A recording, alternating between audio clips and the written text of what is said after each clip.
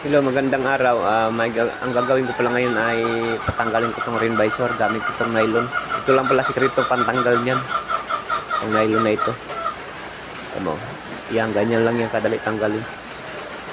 Yan. Ihagod nyo lang pa kabila. Yan, ganyan lang. Yan. O, diba tanggal na siya.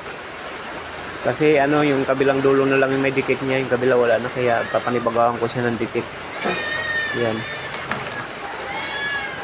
Bago ko dikitan, linisan muna yung ano. Ito yung dati niyang pinagdikitan, linisan muna. Bago uli idikit itong rim visor. Yan, ganyan lang kasimple. Dandahan lang yung pagkuskus para hindi rin madamage yung pintura. Ang ginamit ko nga pala pangkuskus dyan, lagari na putol. Tinaliman ko lang yung kanyang dulo. Yung hindi rin matalim. Matamtama rin, kaya lang itanggal ng dating dikit ng rim visor. Yan, dahan-dahan lang. Yan. Ito, malinis na nga pala siya. Malinis yan, napunasan ko na rin. Kailan punasan nyo ng maigi. Linisan nyo talaga. Sorry ha, medyo malakas ang ulan dito sa amin ngayon, maingay. Ito nga pala yung gamit kong pandikit. Ito yung ano, yung double-sided tip na bili ko lang yan sa ano, online. Sa online, marami yan nabibili, mura lang. Isusubok ko yan siya ano gamitin ngayon kung epektiba yung dikit niya. Subukan ko. May pusa pa dito sa tabi ko nagangyaw-ngyaw. Yan. Ganyan lang kasi yan. Ganyan lang kung saan siya nakadikit. Yung dating dikit niya, doon nyo lang isunod. Yung rim visor na ito pala, nalinisan ko na rin yan.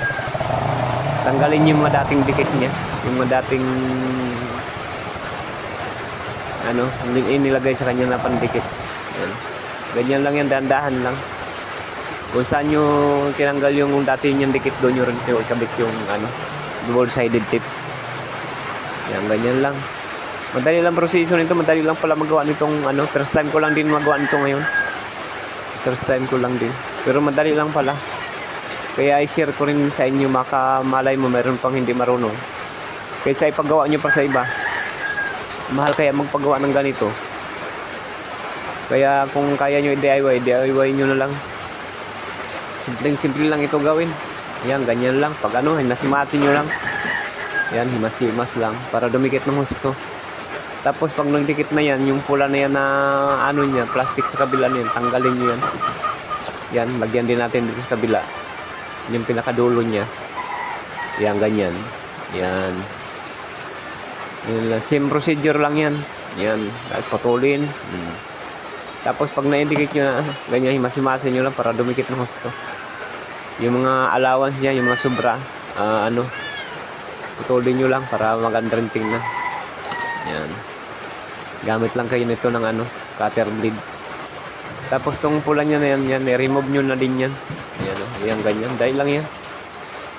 Yan. Tanggalin yan yung ano, yung pinaka plastic niya na nakadikit sa ano. Diyan sa side niya, double-sided niya. Yan, ganun lang. Ganyan lang yung kasimple. Yan, tapos pa yan. Kasi pag natanggal nyo na, dandahan nyo na ikabit. Pwede na yan ikabit. Yan. Ang pagkabit pala nito, ano, yung kung saan nyo tinanggal doon nyo rin ano, bago nyo ikabit, yung sure na kayo kasi hindi nyo na ito matanggal pag nagkamali kayo. Mahirapan na kayo magtanggal. Kailangan talaga bago nyo ilapat ng gusto yung siguradong sigurado. Kitang-kita pa yung mga masil-masil ko sa likod. Oh. Malaki rin pala yung katawan ko. Yan, yan. Okay na mga idol. Yan. Picanto nga pala itong brand ng ano ko, Picantong luma. Old model. Yan. Okay na. Thank you mga lodi. Yan, ganyan lang magkabit yung mga lodi. Okay na mga lodi. Thank you very much. Ito nga pala yung ginamit kong double-sided. Yan. Aywan ko anong sukat nito. Ito, cutter blade. Tapos putol na lagari. Yan.